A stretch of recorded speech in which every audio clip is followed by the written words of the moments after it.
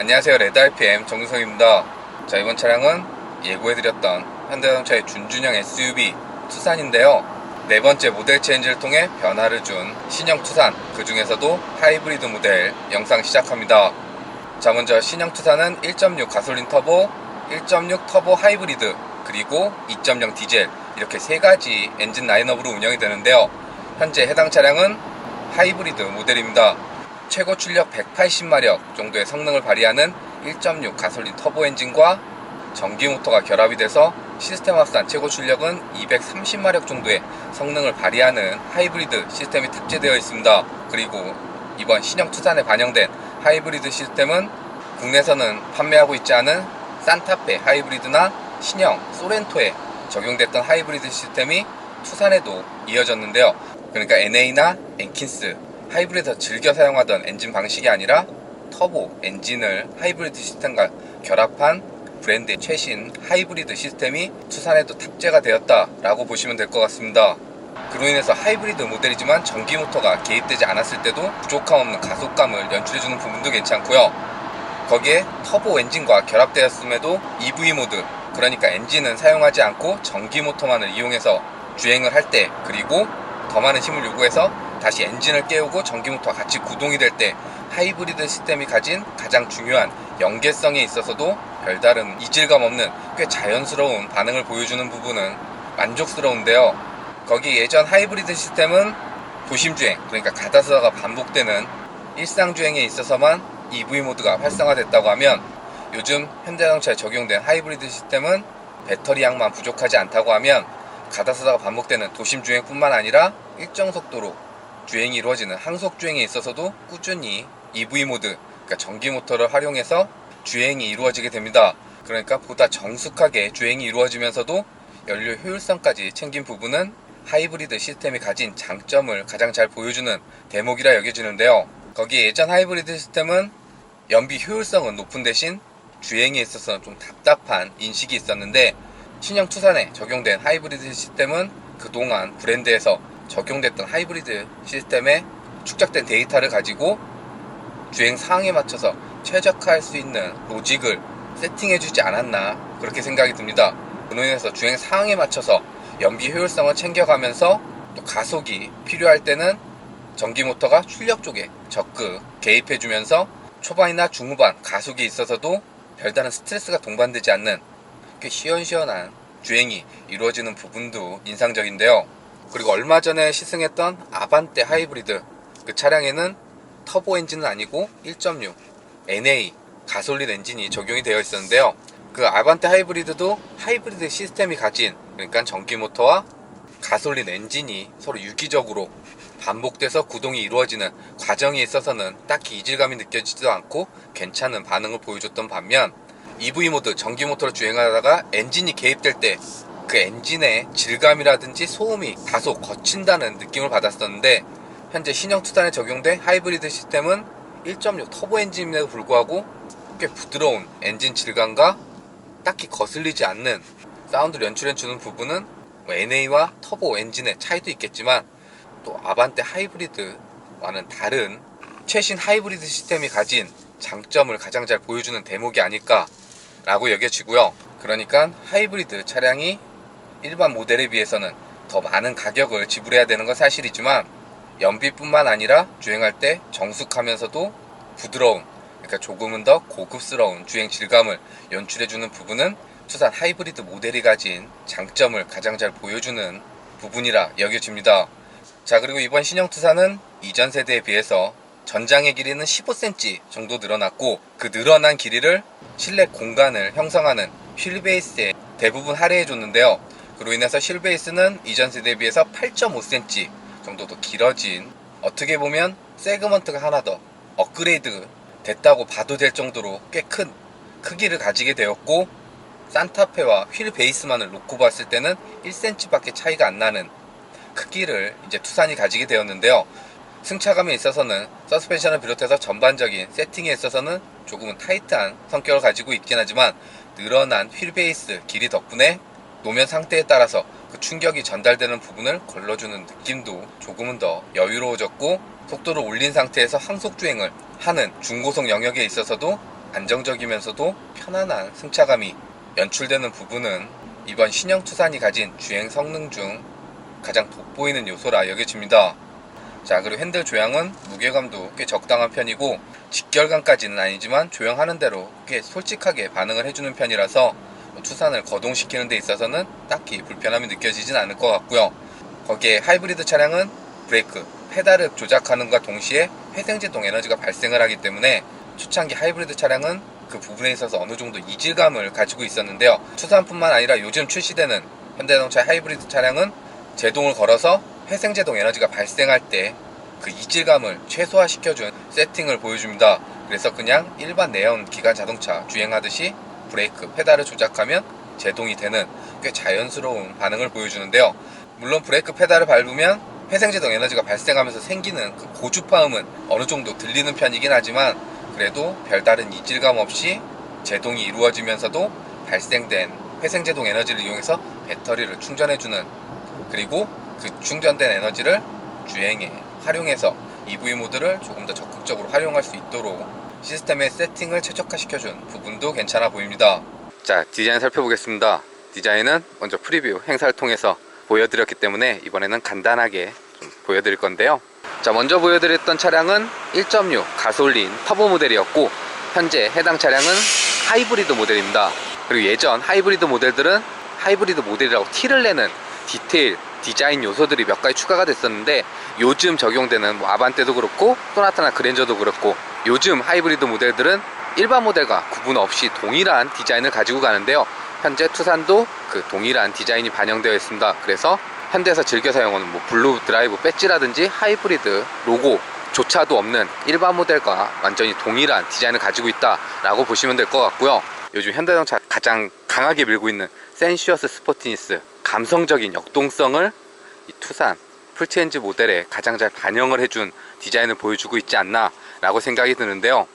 그릴과 연결된 데일라이트 디자인이라든지 헤드램프와 데일라이트를 나눈 컴포지트형 램프, 그러니까 브랜드가 가지고 가던 디자인은 이어주면서도 천사의 날개라고 불리는 데일라이트를 통해서 그동안 한 번도 보여주지 않았던 꽤 파격적인 디자인을 보여주고 있는 부분도 괜찮아 보이고요. 램프의 디테일이라든지 그래픽 또 꽤 신선하면서도 멋진 디자인을 표현해주고 있습니다. 거기에 그릴도 다크크롬, 톤 다운을 시켜서 튀지 않고 자연스럽게 녹아들어가는 전면부 디자인을 보여주고 있고요.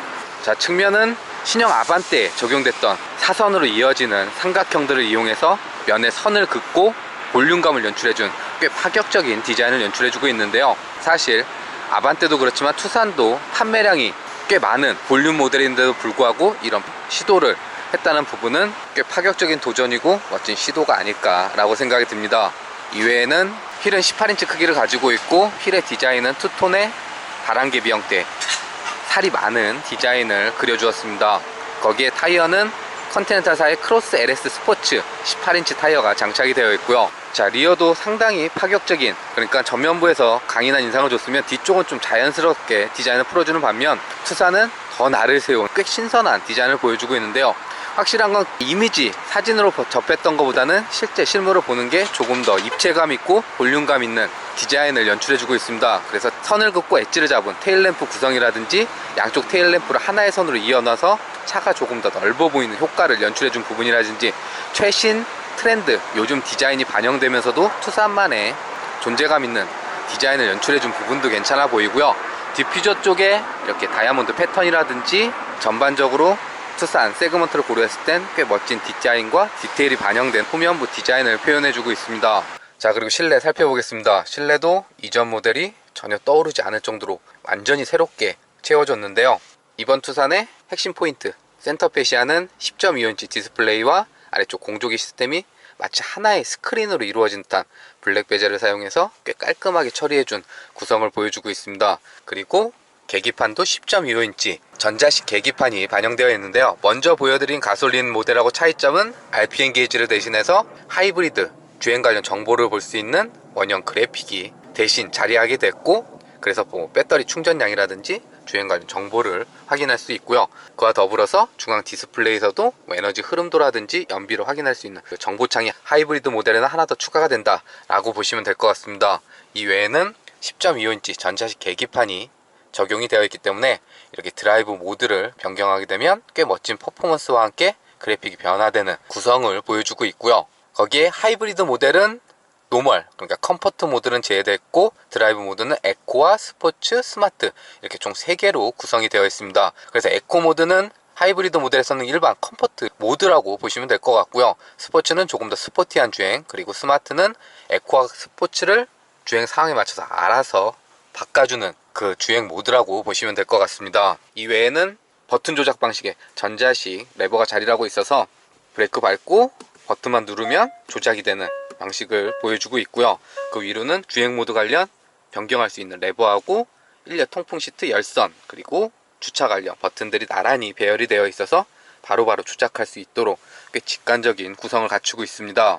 이외에는 곡선으로 운전자와 동승자를 감싸는 듯한 꽤 독특한 디자인을 연출해 줬는데요. 실내 공간이 보다 넓어 보이면서도 안정적으로 연출해 줄 뿐만 아니라 이렇게 메모리 시트 관련 기능 버튼들도 이쪽으로 깔끔하게 배치를 시켜줘서 디자인을 해치지 않으면서도 꽤 깔끔한 구성을 보여주는 부분은 차급을 고려했을 땐 꽤 괜찮은 디테일과 디자인을 표현해주고 있지 않나 라고 생각이 들고요. 자, 그리고 2열 이전 세대에 비해 전장 길이가 15cm 길어졌고 그 길이 중 8.5cm는 휠베이스, 그러니까 차량의 실내 공간을 좌우하는 휠베이스 쪽에 배려를 해줬기 때문에 조금은 더 여유로운 실내 거주 공간을 갖춘 부분도 이번 신형 투싼이 갖는 가장 큰 어필 포인트라고 볼 수 있는데요. 그로 인해서 2열에서도 보다 여유로운 레그룸 공간을 확보하게 되었고, 2열 시트는 앞뒤로 이동은 안 되지만 등받이 각도는 조절될 수 있도록 구성이 되어 있어서 장거리 이동할 때도 조금 더 편한 자세로 이동할 수 있는 시트 구성을 갖추고 있습니다. 이외에는 워크인 기능이라든지 USB 충전단자 2개,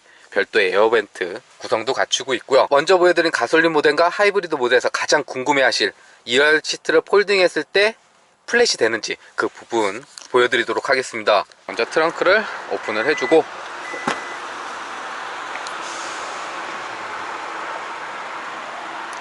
이쪽에 있는 레버를 이렇게 당겨두게 되면 2열 시트가 폴딩이 되는데요. 일반 모델은 이번에 폴딩이 되면서 다이브, 그러니까 안쪽으로 넣어서 사용할 수 있는 시트 기능이 적용이 됐는데, 하이브리드 모델은 다이브 기능은 빠져 있습니다. 그래서 2열 시트를 폴딩을 하게 되면 맨 끝쪽은 약간 떠오르는 모습을 보여주더라도 이렇게 헤드레스트를 밖으로 빼고